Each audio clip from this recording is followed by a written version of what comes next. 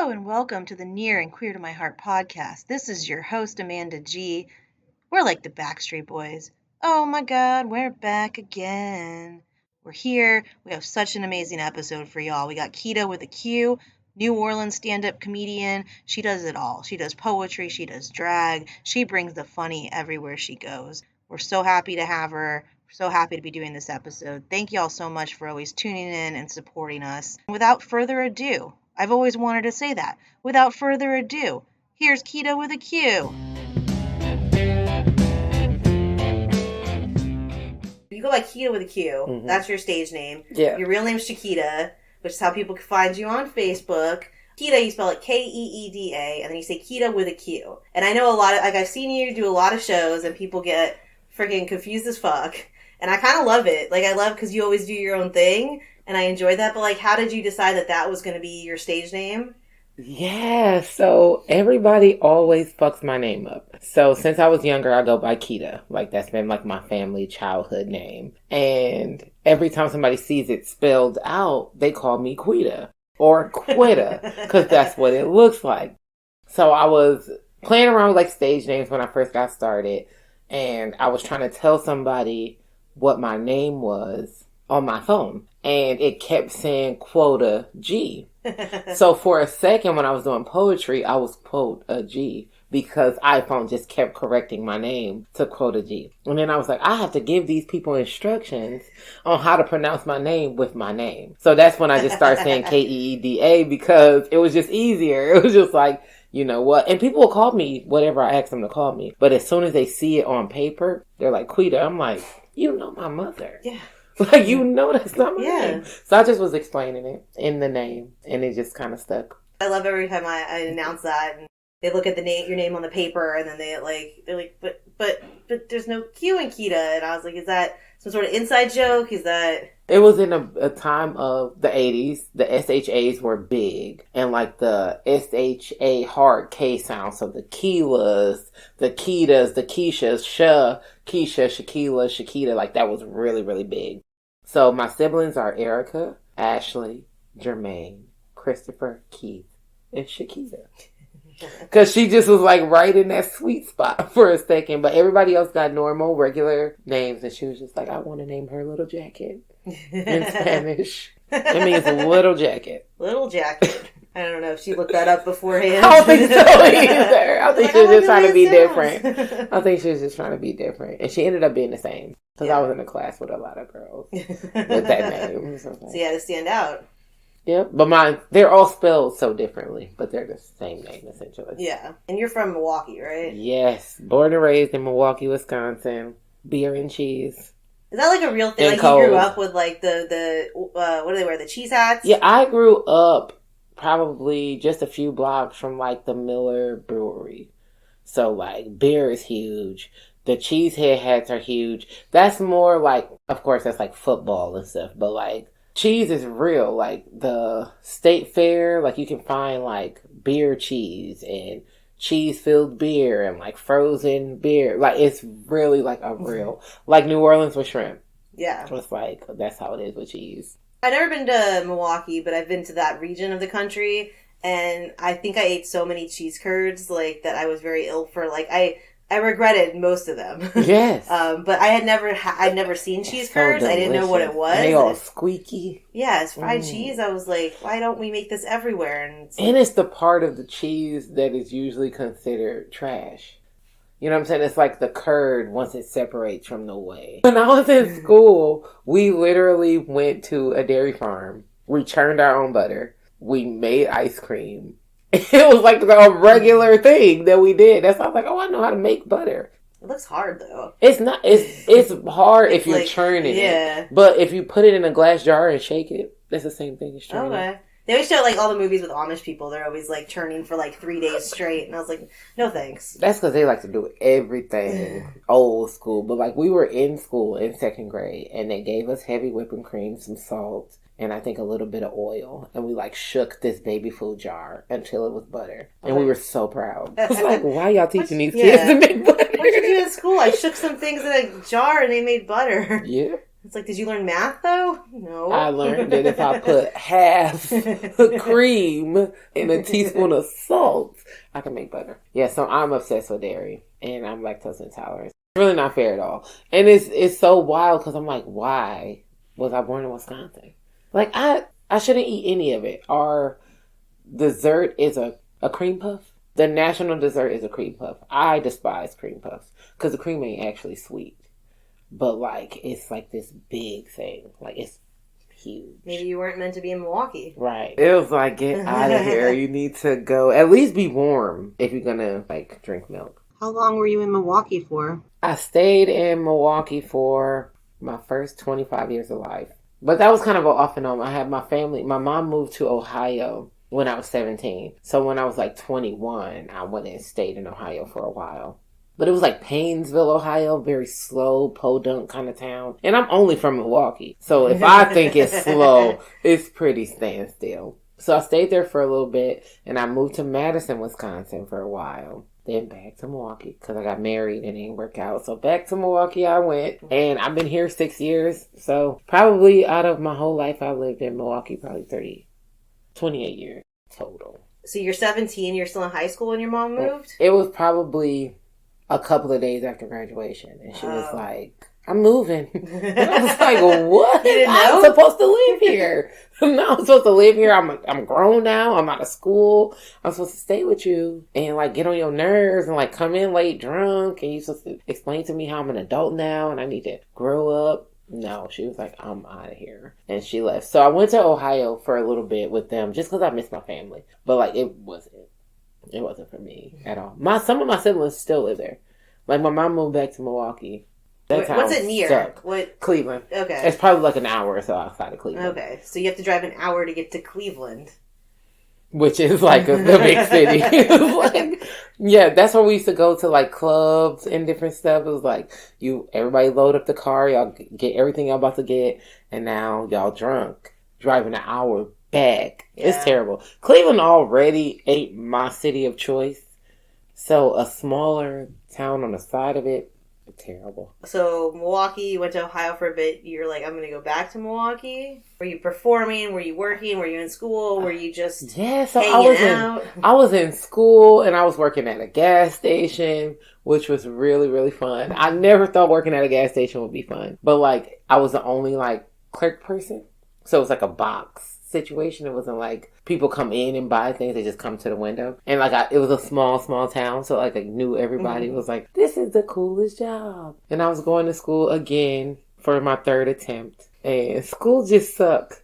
Like, I'm so excited at first. Like, I love learning new stuff, but then I'm like, this is actually a racket. Like, because I'm not really learning anything that I need right now, and I can't pay my rent with this, so I'm going to go ahead and back out. So I dropped out of school for the third time, and then I moved back to Milwaukee. The first time I dropped out of school, I was 19, and I was pretending to my mom that I was still in school. I was staying with a family friend at the time that she, like, left me with to be responsible for me. But she didn't care that I wasn't going to school. She knew. But I came home and my mom was sitting in the kitchen.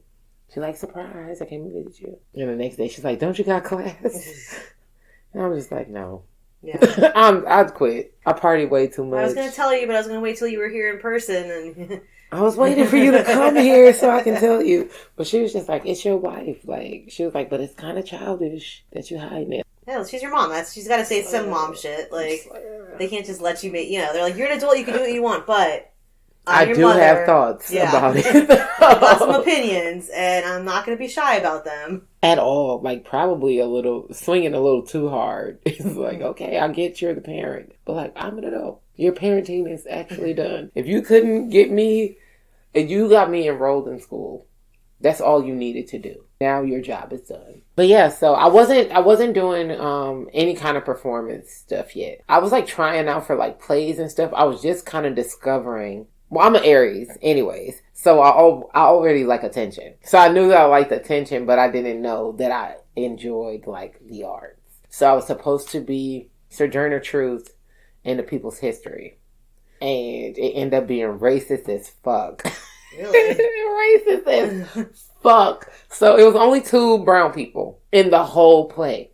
So they had white people playing brown people parts. Oh. Which is okay. Is it wasn't even that. It was like, okay, we need people to play these parts. Okay. It was the shit that they was bringing to portray the parts. So it's like this white woman's like, yeah, I got some new moccasins because I'm about to play this like tribal person and I want to really get, and then it started fucking with me. I started being like, I can't with y'all. Like, I can't do this. Yeah. And a friend of mine who's an indigenous person had some problems with like some rehearsal shit that they saw. And I didn't really know a lot about it, but I support the fuck out of my friends. So I was just like, if you are saying that this is hurtful and it's fucked up, brought it to the team, they're like, it's too late. You right, this is fucked up, but it's too late for us to change it. And so I completely pulled out the show.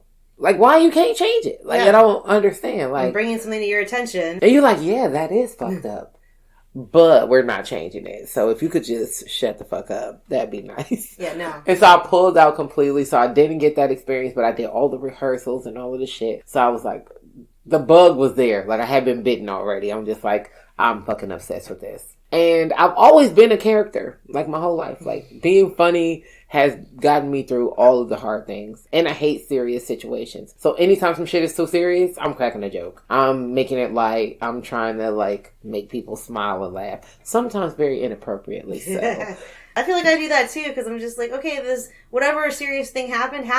It happened in the past. We have to move forward. We have to figure out a way to move forward, whatever that looks like. And to me, laughter doesn't hurt. That shit helps. It's medicine. Like, I've always, like, me and my siblings, so I have 6 siblings, 3 sisters, 3 brothers, and then I have 3 stepbrothers. So we were just always like roasting. Like, when you broke, comedy is the only thing you can afford, really. Like, laughter is the only thing that's like just so fucking valuable. So we used to just all like sit around, talk shit, watch Martin, watch Living Single, so I was always like obsessed with like people's ability to just like use humor to smack somebody, to uplift somebody. Like, it was always like so nuanced, and I was like fucking with that. I was like, I want to do something like that, but I was always so scared. I was just like, what if I'm not good? What if people don't receive it? What if it don't go nowhere? Then I'm just going to be like, this is something I did, and I'm going to be devastated. But I don't regret it. I don't regret it. Now I've even branched out,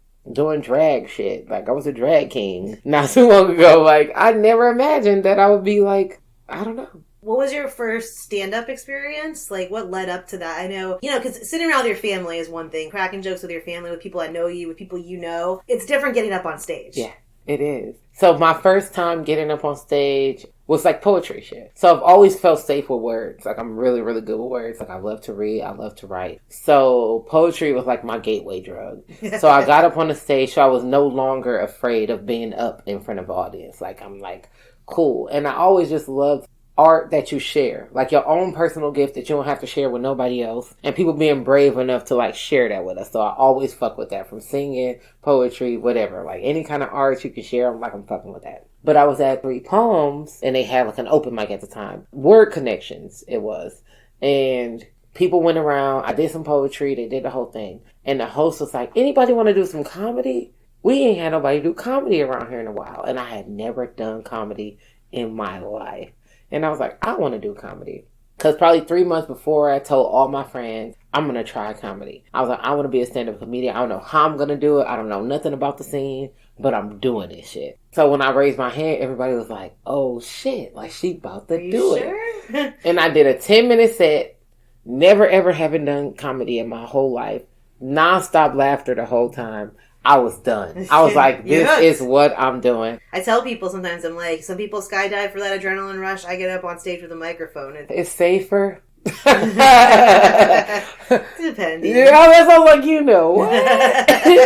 it's getting a little less statistically safe. It's safer for now. My first open mic that I ever went to was Beer With Me. So I used to hit that spot every single Monday. That was the only place I knew in the city. And then I met Shep. And she saw my set, and when I came outside, she was like, stop stepping on your laughs. I had no idea what that meant. Like, I was only doing comedy for just a short time, and she saw I looked confused. And she was like, when you say your punchline, pause.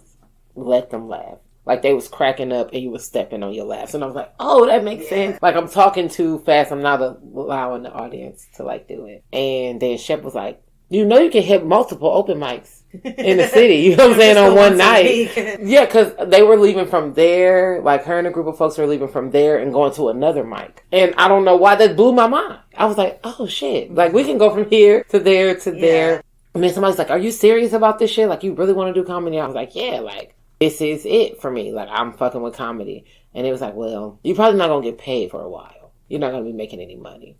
And probably like 2 weeks later, somebody booked me. And I got paid for the first time to do comedy. And it wasn't $1 million, but it was just like, first of all, ain't nobody at their jobs making $10 a minute. You know what I'm saying? Yeah. Like, y'all not, like, if this was consistent, I'll be rich. But, like, it's just that because it's so little. But they was like, you won't get paid yet. You won't get into any comedy festivals. In my first year, I got into a comedy festival. Within the first few months, I was making money. I was just like, maybe that's your story. It's so cool, though, when someone, like, the first time you get paid. I think my first show, I got, like, $15.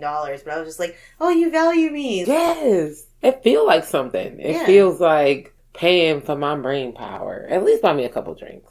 Yeah, that's what I always say. I'm like, it's something that I thought in my head, that I maybe wrote on a piece of paper, that I said out of my mouth, that you somehow connected with, and sometimes so much that you're talking to me for an hour after my set, which is cool. You know, I like connecting with people, and it's such a cool way to do that. Oh, I'm so obsessed. Like, and there's so much comedy that I love, but I'm realizing I'm such a critic. You know what I'm saying? And a lot of it I keep to myself. I'm just like, let's talk some shit. But like, this is the place to do it. I'll be so pissed off when I feel like people are not talking about their own experiences. I think that's why I connect to my comedy so much, because I'm like, this shit is all me. Like, it's all things that I've witnessed, experienced, felt, dealt with, thought about, went to the doctor, some shit went down. This is another story that's like added, but like, you can almost feel when people not being real, when they not being 100. Like, you can just tell, like, that sound like you laughing at somebody else and not like you using your experience to connect with people. Not that any new comics ask my opinion, but I offer it to them anyway. But I'm like, everything, it has to have a basis in truth somewhere. There has to be what I call a nugget of truth. But if it doesn't come, maybe the experience doesn't happen exactly the way you say it on stage, but something in it has to be true, or you do lose the audience. And you can tell when people are just making shit up off the top of their head, and you can tell when it's not something they even really believe in, where they're just like, oh, everyone hates Trump, so I should make jokes about Trump. But maybe they love Trump. And that's their prerogative, but don't make jokes about it because it's not real to you. It's not. I can even feel when I'm being inauthentic. You know what I'm saying? The audience is damn near like a mirror. You know what I'm saying? Like, I can feel the energy rise and fall when somebody feels like they really related to me. Like, I was doing a joke. I talk about being fat all the time. And one, it's like, people are always want to reassure me that I'm not fat. And I always tell them, like, that's just your fat phobia talk. Because you think it's a bad thing if I say I'm fat. But I'm actually just stating a fact. Like, I'm a fat person. And that's fine. Like, I'm not saying that makes me good or bad or anything. Like, I'm just saying. So for you to try to rescue me from myself is always a little weird. But there was a woman in the audience, and I was determined to make her laugh. I could see her the best out of everyone. And she was not fucking with my set, like, at all. And when I got off the stage, she was like, it took her everything in her not to cry at my set. And I was just like, it wasn't fun. It wasn't funny. And she was like, just as a fat person, you were speaking a lot of my truth. She was like, in a way that was humorous. She was like, but it touched me in a different way. She was like, so I really appreciate you getting up there, being visible, showing yourself, being brave. She was like, even you having a crop top out on stage was like, damn, like, this fat lady got on a crop top. Like, I could wear a crop top. So sometimes comedy ain't just the laugh. You know what I'm saying? Like, sometimes it's also like some healing that happens in there to be like, she can laugh at herself. You know what I'm saying? Like, she can make these jokes and she don't feel ashamed that she got a fupa. Like, she pointed out and make sure everybody see it. And like, that's really, really cool. But that was like one of the moments where I was just like, this ain't just about being funny.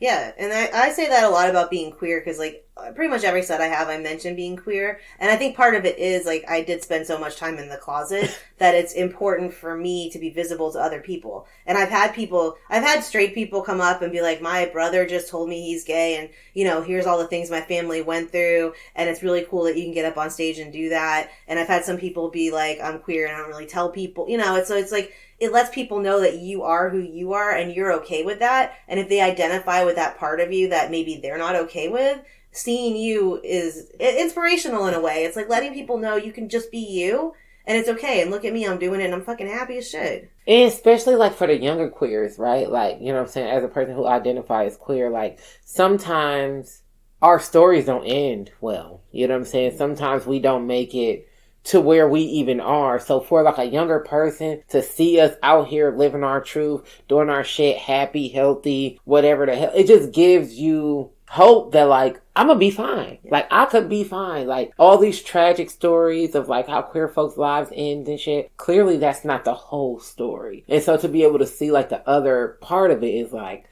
if you could do that shit, I could probably do it. Or even if it's not them getting on a stage, it's pushing forward to do something that they want to do that they thought that they couldn't. Yeah, because I'm on stage shouting jokes about being a carpet muncher. Like, and they're like, if she could get up there to strangers in a whole room and say all this stuff and nobody's, they're applauding, they're laughing, nobody's coming after her, nobody's doing anything, maybe, they could tell their best friend or their crush or their parents or they're not, maybe they haven't told yet or are trying to get up the courage to do that. So, like, yeah, it can be that. And sometimes it's just, you said something funny and they're like, I never thought of that. And I love those moments when they're like, I didn't think about it that way. And I'm just like, yeah. And we give them ammo sometimes. You know what I'm saying? Against the straights. Like, because sometimes you don't even know how to respond to some of the shit that, like, people say or that people do. So, like, I ain't saying it's the whole blueprint, but it's a blueprint. Yeah. Like, it's a tool in the toolbox that you could probably use. And sometimes humor, one, it can lighten a mood, but two, it can also infiltrate a part that sometimes just talking or when you're trying to hit somebody's heartstring, you know what I'm saying? Like, just going straight at it don't work. But, like, sometimes the joke is like a sneak attack. They don't even know that you're addressing whatever that thing is because it's so light and it's so funny. Like, one of my coming out jokes is, like, I'm talking about drinking alcohol. And then the end of it, it's like, well, I'm a lesbian. And it's like, how the fuck did that happen? Like, how do we make that connection? But it's like, there it is, surprise. I don't know if you know. I do love, like, you have a joke where, you'll say you're fat and someone will say, like, no, but you're so beautiful. It's like I said, fat, not ugly. It's just so interesting the way, like, because, it's, people do say that kind of shit all the time. Like, you gained a little weight, but you have such a pretty face. And it's like, what the fuck? Nobody asked, what? Nobody asked me. Yeah, I think people commenting on people's bodies is hilarious. Because it's like, one, who the fuck asked you? And two, like, what authority have you given yourself to be like, this person needs to know my opinion on their fucking body, like, because it's affecting me so much that I need to come over and talk to you about it. But like the way that people, and especially like black folks for me, the way that they like applaud you if you're losing weight or, side eye you like if you're gaining weight. And I'm more of a person who I applaud your body goals, like whatever it is. I'm just happy if you're happy with whatever you're doing with your body. Because I had a friend who lost some weight and everybody's like, oh my God, you're looking great. And she was sick as hell. Yeah. Like, it was the most unhealthiest that she's been in her fucking life. And she's like, and people are just like, you look so good. And she was like, just the thoughts of feeling good about what they were saying, knowing that this is not sustainable, like, for you. But people will laugh at you quicker than they will, like, laugh with you. When I say I'm a fat hoe, people are like, oh my God, like they're feeling bad. They want to give me a hug and shit. But if Kevin Hart is like, look at this fat ass hoe, then y'all all laughing. You know what I'm saying? Like, at least let me get some joy from my own experience and like not creating a thing where y'all are like doing something against me, but like doing something with me. Like, if I talk about my experiences and be like, oh, my fucking teeth fell out, then everybody's feeling bad and feeling sorry. But if somebody on TikTok is like, look at this toothless bitch, then it's millions of laugh reactions. And it's just like, you're taking ownership and you're you're having fun with it because you put it out there and then you wait. Kind of, I see you kind of looking So, around. let's see. It's also a great gauge, right? Because a lot of people who are any of the isms, any of the is, they usually are all of them.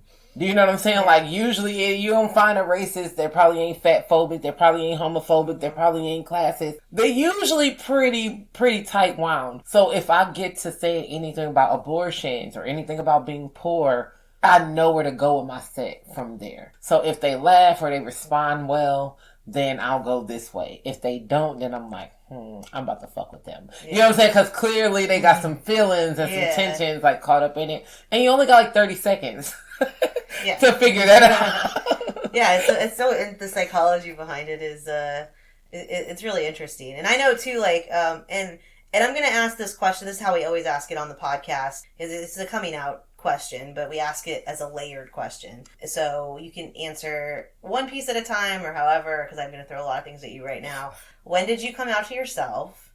When did you start coming out to other family and friends? And then when did you start coming out on stage, if that was different? Okay, so I've known that I was gay or queer or whatever, that I liked women when I was probably like 4 years old. Like, as long as I can remember.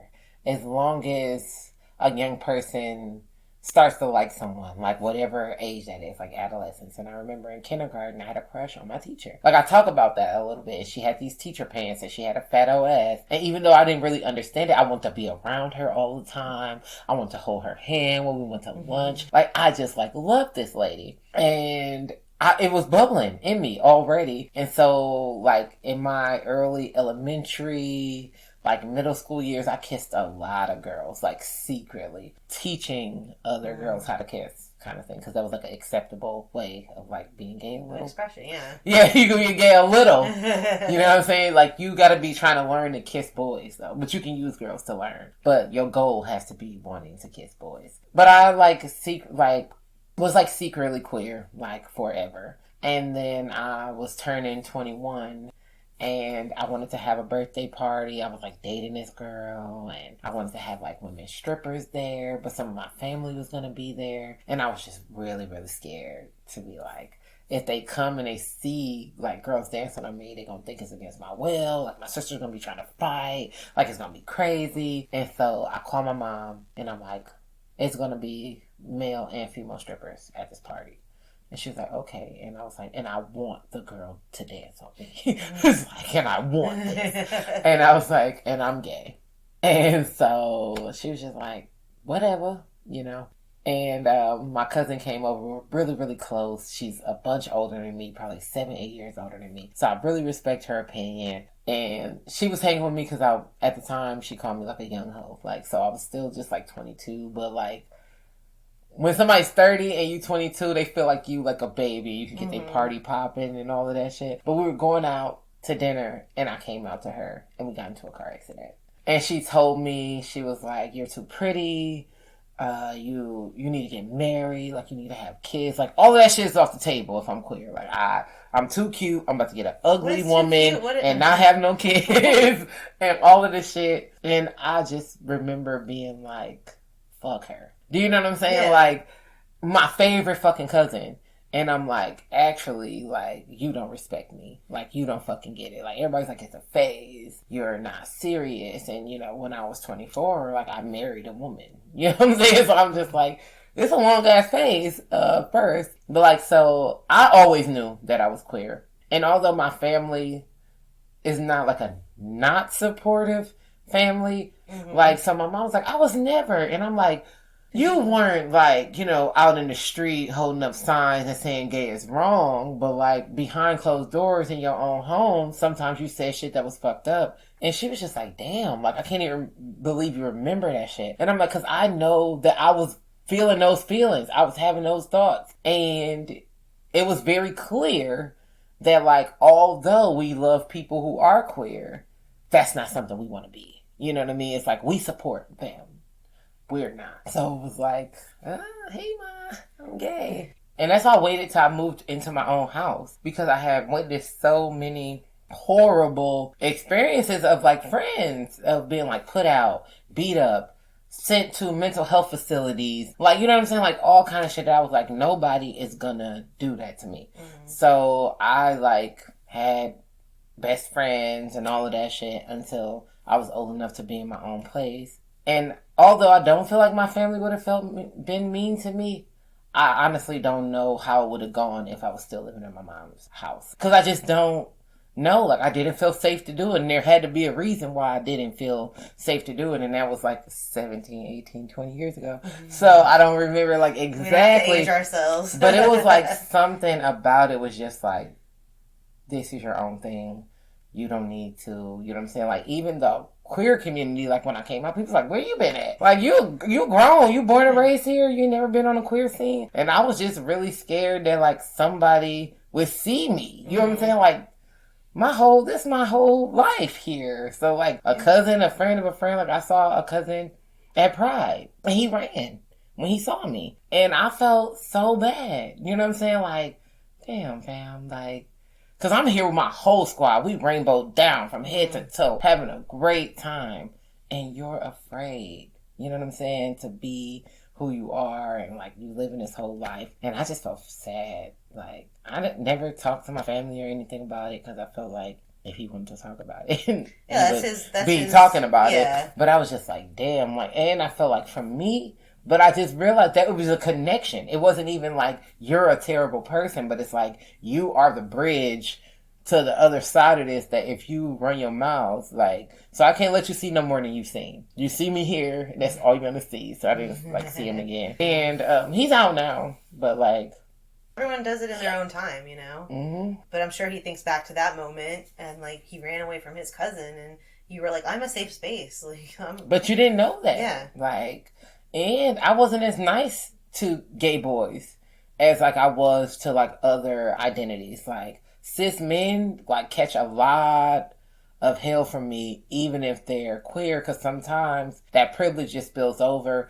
and somebody needs to get checked. It's like, okay, I understand that you identify as a queer person, but, like, in this instant, like, your privilege is, like, way big, and you need to, like, calm down. But, like, so I wasn't the nicest. And I'll just be really, really honest about that. Like, it took me a lot of maturing to just understand queerness. Like, I want my nibblings, I call them, to, like, grow up, like, knowing that, like, everything is on the table. You know what I'm saying? Like, all of this shit is cool. You can talk to me about whatever, like, because there's so much, you know, it's like, it's so complicated. Like, identities are just complicated. Yeah. And, like, society shuts down certain ones, and you're only supposed to be like this thing. And we can only think about the opposite of that. Like, no, we want to open this back up. But it's even bigger than that. Like, if we can vision bigger than that. So, like, I don't want to be a straight person. You know what I'm saying? Like, I'm not trying to have the power dynamic switch to where, like, as a black woman, I'm in charge now and everybody else is on the bottom. You know what I'm saying? Like, because there's this idea that, like, queers want to be the straights or people of color want to be the whites. And it's just like, actually, everybody just wants to be a human that can do the things that they need and have the things that they need without it being like this hierarchy of oppression or privilege or whatever the fuck. Like, I have so many thoughts. Yeah. Yeah, no, and it's not about taking the place of who's on top. It's about, like, us, and I always say just, like, existing. Like, just being able to exist as you are without that. And I think, too, with the, you know, and I'm 38, so I mean, we're in the same age range, but I think I always say the kids, I think what's interesting with the kids is they're more aware of sexual identity, of gender identities, I wasn't, like, really aware of, like, different options, you know. I was in a very grew up with very heteronormative stuff. Like, I didn't have the language, I didn't have the media exposure, I didn't have any of that stuff. So I think what's cool now is the kids have that, but they also are now growing up and trying to figure that out. Like, but I came out at 23, I was like, I identify as a lesbian. I know this is how I identified. I had a lot of years to think about it. But now kids are able to say, like, I think I'm pansexual. Actually, I'm gay. I'm queer. I'm genderqueer. I'm gender fluid. Like, they're able to have the tools to do that, which I think is really cool. But I also think it's cool to have adults that, support that and say, like, okay, it's not, we're not going to judge, like, oh, you were this yesterday and you're this today. Like, I feel like some people get really judgy about that stuff. And I'm like, they're figuring it out the same way we as teenagers figured out a lot of things, not just like, our sexual identity, but like so many different things about ourselves. You're figuring it out. And one day you like this and the other day you don't like that, Yeah, and these youngins is killing it. Like, I am proud and jealous at the same fucking time. And I would like to think that we had, of course, something to do with the way that shit is shifting. But these babies don't give a fuck. They challenging their parents. They cussing out their teachers. They unfriending friends and kicking granddaddies out the circle. Like, they're doing things in a way that we weren't allowed to. Or that we didn't feel safe to do. And I feel like every generation is opening it up a little bit more for like the next generation. Cause like the Mega Stallions and the City Girls and the Doja Cats, like y'all is out here fucking killing the game. Y'all owning y'all sexualities. Y'all saying fuck these niggas. Y'all saying fuck you, pay me. Y'all saying we writing our own music. We're beautiful. We getting fake asses. We ain't getting no asses. We working out. We ain't working out. We being fat. Like just whatever the fuck it is. Like I just love to see it. It's like proud and jealous. That's such a good way because I always say like I'm a little jealous. I am a little jealous of the youngins, of the kids, but I'm also proud. So I think that's a good way to phrase that. Like I'm so proud of how far we've come just in my lifetime. And I still have lifetime to go, so I can't wait to see what the next generation and the next generation brings. But I'm also a little jealous. I'm very jealous. I'm very jealous because I'm just like, you just looked your mama in the face and told her, I'm not talking back to you. I'm stating my needs and stating a boundary. So one, I would have got slapped across the room under some furniture probably. And like two, never would have thought to do it. I would never would have even thought to do it. Like it was just that programming, that socialization. Like you don't do that shit. Like your whole well-being, everything that you have and need is being provided by this person. And if you upset them, then they could possibly not provide those things for you anymore. So it was just like too much to lose. But like these babies, like I ain't losing shit. I ain't losing nothing because it's actually against the law for you not to feed me. So play with me. You know what I'm saying? They really like calling people on their shit. They all in the schools telling these teachers, if this just about a check, baby, get up out of here. And it's just like mind blowing. You got 4-year-olds that are like TikTok millionaires. You know what I'm saying? Like you just got like, so like times are just changing. And I'm like, people just need to change with it. And it's not where it needs to be, by far. You know what I'm saying? There's still a lot of fighting that's, like, being done, but... Like, acknowledging the progress that has happened just in the last 20 years since we've come out is really cool. And it's really exciting. And I do want to ask, you mentioned in your 20s that you got married. I'm always curious, because marriage has been a thing that it was, society, not necessarily my parents, because I think they didn't want to pay for a wedding, but I think society really pushed, like, you're a woman, you grow up and you marry a man, and then when you're like, oh, I actually don't want to marry a man, then I'm like, I don't know if I want to get married, and do I want the government involved in my shit, and like, what does being married mean versus just being with somebody? Mm-hmm. So I always ask people, you got married, what was the decision behind that, and did you think about all these implications, or was it just something that you did? Yeah, so I was in love with this girl that I grew up with, and if I'm being honest, I think our marriage was a last shot at saving our relationship. We was just going through some hard shit, and it really even shocked me that she wanted to marry me because of the shit we was going through. I was just like, are you sure? And it was a whole to-do. Like, it was a beautiful engagement and a whole to-do before it was even a thing to have a whole to-do. So I was just like, yes, but even in that moment, I knew that I shouldn't. But I loved her. You know what I'm saying? And I was just like, if I don't do this, or if I don't stay in this, or if I don't get married, like, this is my only shot, this is my only chance. I'm not going to have love again. I'm not gonna be able to find like my Prince Charming, somebody who even wants to fucking marry me. But marriage never was a thing that I gave a fuck about. I think in my younger years, all the girls were like picking out wedding dresses and flowers and cakes and shit.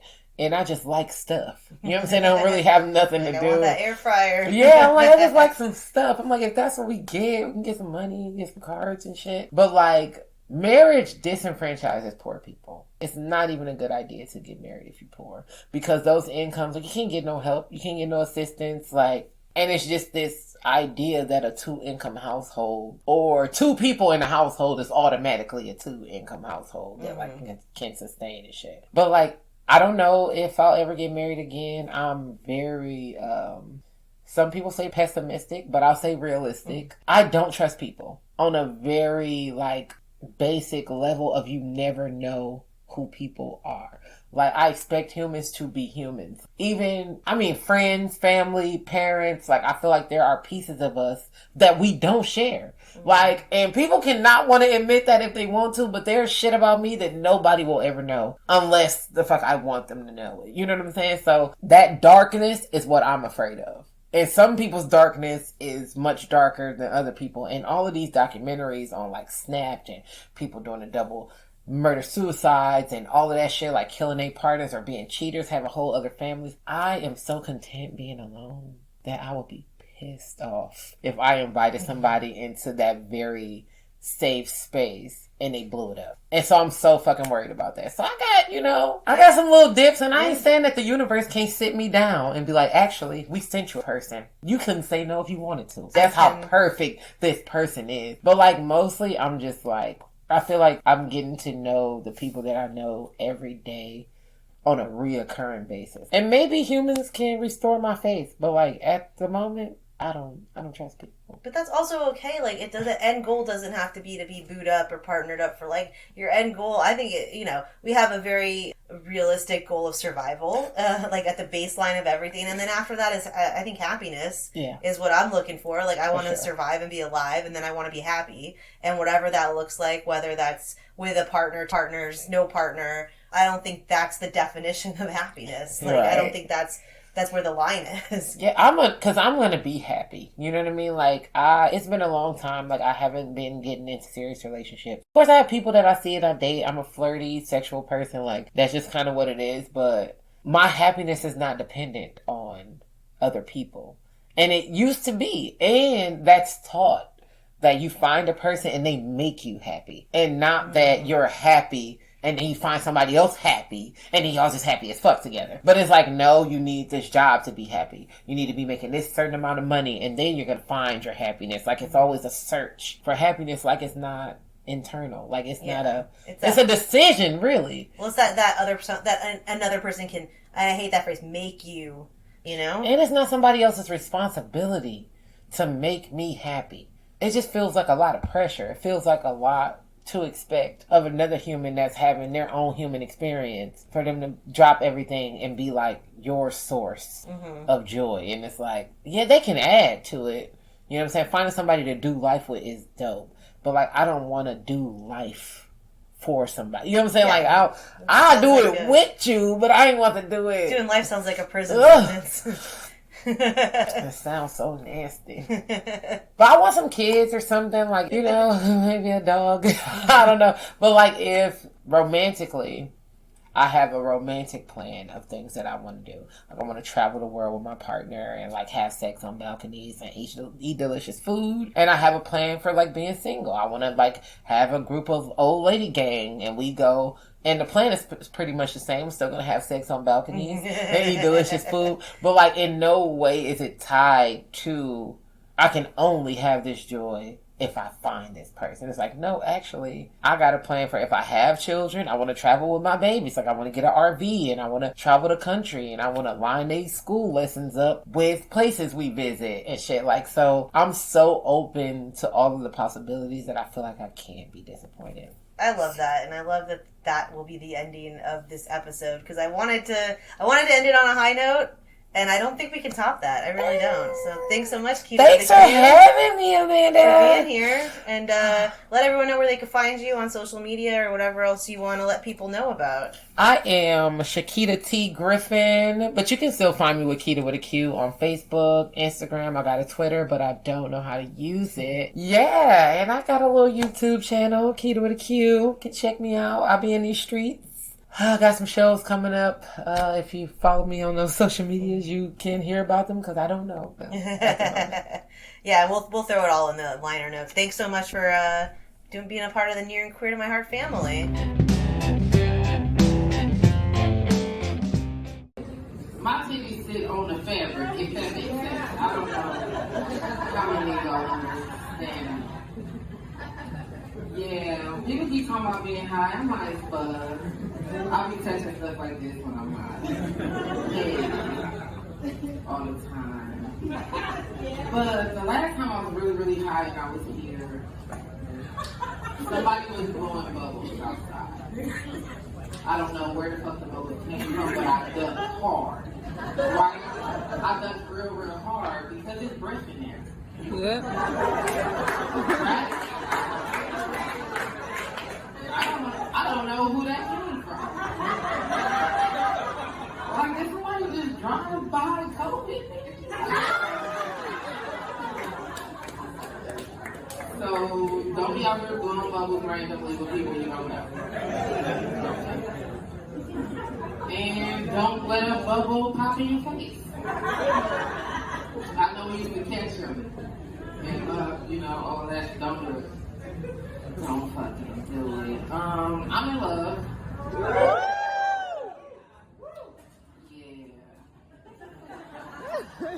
That's an appropriate response. Let me tell you a little bit about this love that I have. I'm currently in it by myself. He's incarcerated. All right. That's cool. I know where he at.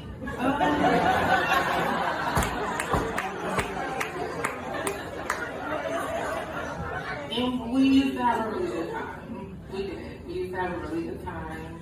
And so I sent him some photos that he could steal for things. They're not exactly indecent. You can't send those kind. I just got on like a tight sweater. You know what I'm saying? Like you just see my nipple a little bit. Like it's poking out. I'm sure a motherfucker will pay for that. That's like porn. That's like, what? Her ankle showing? Packs of noodles. Yeah, he incarcerated right now, but every time he's not incarcerated, he has a child. So he got like 9 kids or so. Not with me. I'm 36 and 0. Woo! I am so don't worry about me. I know all the tricks on how not to get pregnant and also how not to stay pregnant if you do this. I know all the things what to do. If you need some tips, pointers, whatever, plan B. I can put you in the right direction. But yeah, one day, when he was free, he looked me in my eyes and he said, "What are you gonna do if you get pregnant?" I was like, "Oh, I'm not." You know what I'm saying? Like very secure. Like, don't be worried about it. I'm not. Don't be worried about it. I'm not. And so he's like, "Well, what if you do?" And I said, "Well, I believe in abortions." Period. Huh? I try to say it in a high-pitched tone because I heard people receive it better.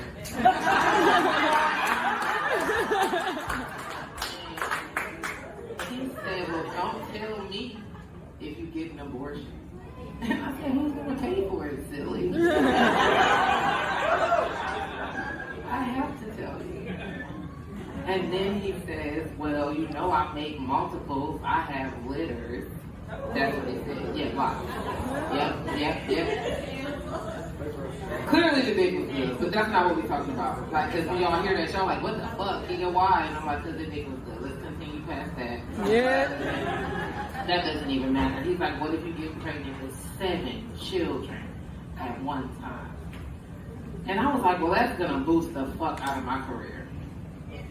And he's like, what? I'm like, I'm going to be in the Guinness World Book of Records for the most abortions at one time. It's like Octomom, but like the dead kind. I don't know other words for it. But yeah, like I'm cool with that. Like I'm abortions. Like you don't want an alien in your body, sucking your nutrients. Eat earlier. You gotta have that. People like it's so expensive. Like dropping a fucking bucket compared to raising a child. Okay? $300 investment. Think about 27 million. I don't know. They look expensive from here. I'll try not to get too close. They try to shame me. I'm like, oh, you don't know love until you had a sweet, innocent child looking in your face. Say, I love you. Bitch, you will never know silent mornings again. Ever. Because as soon as you get them the fuck out, they gonna come back with more kids. And they for you. I'm a really great aunt, though. Yeah. Godmom, sketch. You know, a little sketch. I ain't seen these children in years. But on Facebook, I'm like, happy birthday, godchild.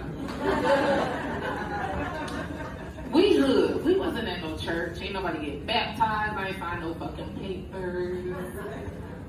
So if something happens to the parents, I think the kids up for grabs. I don't know. Somebody gonna have to get them.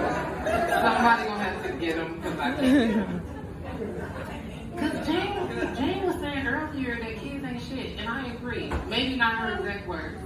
But when your child asks for a new mom, that's fucked up. Like, damn, I want you to get a new mom too. I'm gonna help you figure one out.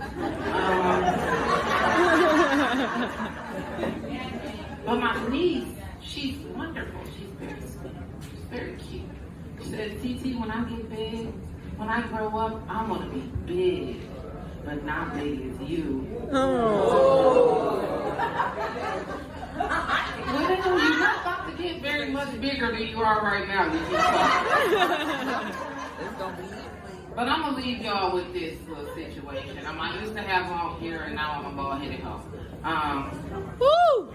So when I had long hair, I would put my hair up in a ponytail looking nigga in his eyes, letting him know I was about to suck the shit out of his dick. That's just what it was, okay, real quick. But now I have to do something else. I have to take my glasses off very slow. Look them in the eye, close it dramatically. You heard that? But right after that, I had to be like, put the dick in my hand, because I can't see the dick. I never had a problem with the dick put in my hand, alright? I'm Keeda with a Q. Thanks for laughing with me, y'all.